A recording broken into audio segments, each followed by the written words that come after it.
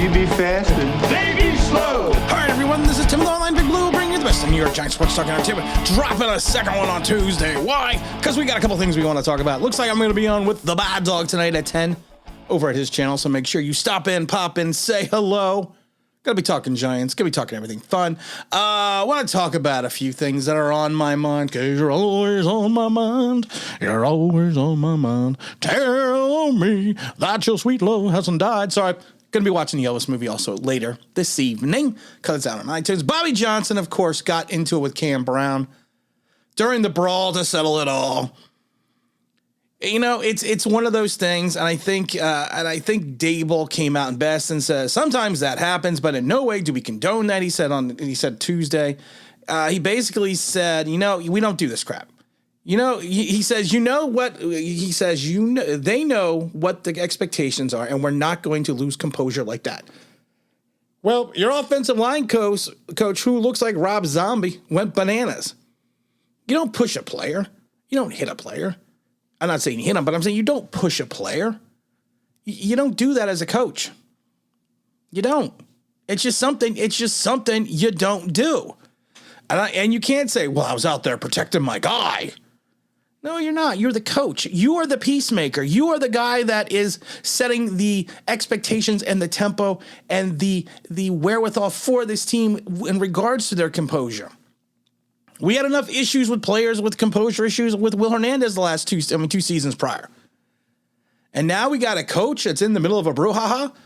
And then he comes out and says, I take full responsibility. I am remorseful. It can't happen. It won't happen anymore. I apologize to the in particular Cam. I have to be better than that. That's not what we're looking for. It's a regrettable incident that can't and won't happen again. It's something that happens in football, and it won't happen again because it can't. No, it's not something that happens in football. I'm sorry. Let's see. 3 years Pop Warner, 4 years high school, another 3 years in college. And I've never seen, and also working 4 seasons in the pros in the NFL and another 3 in the AFL. And I worked for John Gruden. Never seen it. Sorry. Never seen it. It's not something that happens. You don't really see a lot of this. And when you do see it, that person usually gets shit canned. And basically Johnson came out and said he addressed it in regards to Dable and made it crystal clear. I mean, it's just sometimes the lunacy, no matter who runs this team or what the regime is, it somehow rears its ugly head. Somehow it comes out. And I don't want to hear people say, well, that's physical. It's physicality. It's showing them they're tough. No, it's not. I've said it a million times. Training camp fights are stupid. Nobody wins. And you have the potential for injuring your own players. And you have I mean, it just dumbfounds me. Because you also want to create animosity between the offense and the defense. We're not the 85 Bears where the offense and defense hated each other, where there was basically 2 head coaches with Ditka and Buddy Ryan. No, and Dable's 100% right. We have to be better than this. You can't let your emotions and temper get the best of you, because how can then you speak to your players about emotions and temper and keeping your composure when you as the offensive line coach can't even control yours? It's just silly. It's just one of those things that you just got to kind of shake your head, and hopefully the team moves on from it. Mike Kafka looks like he's going to call the play per his interview with WFAN. Brian Dable said Mike Kafka is going to call the plays and they're going to adjust appropriately. That could mean 1,000 things. They could be getting him experience. They could be looking to see what he can do. I do think at the end of the day, when we line up against the Tennessee Titans, that Brian Dable is going to be calling the plays. I mean, if I'm the head coach and I'm a first-time head coach, I am not trusting the game plan to my first-year, 37-year-old offensive coordinator who has been nothing more than a passing coordinator in 5 years in the league. I'm going to call my own plays. I mean, because win or lose, I want to do it my way. Win or lose, I'm gonna be watching the Elvis movie later. I want to do it my way. I want to win my way, and I love it because I also read on another page that Kafka thinks the offense is progressing well. I don't think he's watching some of the things everyone else is watching. But you know what? It is what it is.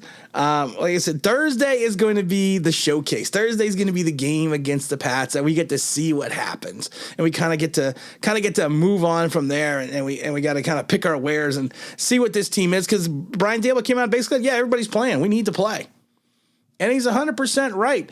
Sometimes preseason is a joke, but with the team this young and the team this inexperienced, yeah, you need all hands on deck.